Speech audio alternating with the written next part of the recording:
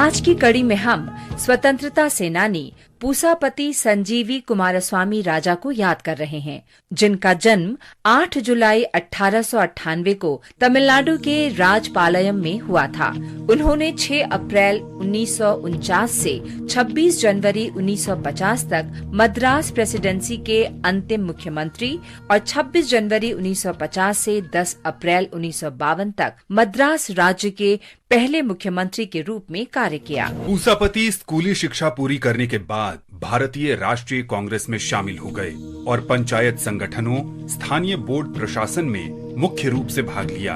उन्होंने राजपालयम यूनियन, पंचायत अदालत और रामनाथपुरम के जिला बोर्ड के अध्यक्ष के रूप में कार्य किया। प्रारंभिक वर्षों में वो एनी बेसेंट और सत्यमूर्ति के जीवन और लेखन से बहुत प्रभावित रहे। 1919 में वे पहली बार महात्मा गांधी से मिले और बापू की सादगी से बेहद प्रभावित हुए। पूसापति को अन्यायपूर्ण कानूनों की अवज्ञा करने पर 1932 में गिरफ्तार किया गया। उन्हें 1939 में मद्रास कांग्रेस लेजिस्लेचर पार्टी के नेता के रूप में चुना गया। उन्होंने 6 अप्रैल 1949 को तमिलनाडु के प्रमुख के रूप में शपथ ली। उन्होंने 1954 से 1956 तक ओडिशा के राज्यपाल के पद पर भी कार्य किया। पूसापति का जीवन देश के लोगों के लिए समर्पण और निस्वार्थ सेवा की मिसाल रहा।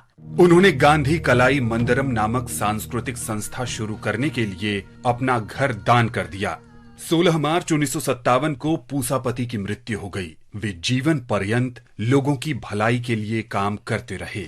हम स्वतंत्रता सेनानी बाबू बनारसी दास को भी याद कर रहे हैं, जिनका जन्म 8 जुलाई 1912 को उत्तर प्रदेश के बुलंदशहर जिले में हुआ था। वो युवावस्था में ही स्वतंत्रता संग्राम में शामिल हो गए। महात्मा गांधी के अहिंसा आंदोलन में भाग लेने पर वे कई बार जेल गए। स्वतंत्रता के बाद वे राजनीति में आए और उत्तर प्रदेश के 11वें मुख्यमंत्री बने। हम आज स्वतंत्रता सेनानी लोखोनो वोट्रा को श्रद्धांजलि अर्पित कर रहे हैं। उनकी मृत्यु 8 जुलाई 1945 को हुई थी। ओडिशा के कोरापुट निवासी वोट्रा असहयोग आंदोलन के दिनों में औपनिवेशिक शासन के खिलाफ राजनीतिक गतिविधियों में शामिल थे। उन्होंने ओडिशा में भारत छोड़ो आंदोलन में सक्रिय रूप से भाग लिया और ब्रिटिश विरोधी गतिविधियों के लिए उन्हें गिरफ्तार किया गया। नबरंगपुर उप जेल में लोखोनो वोट्रा और अन्य प्रदर्शनकारियों को सलाखों के पीछे डाल दिया गया। प्रतिकूल वातावरण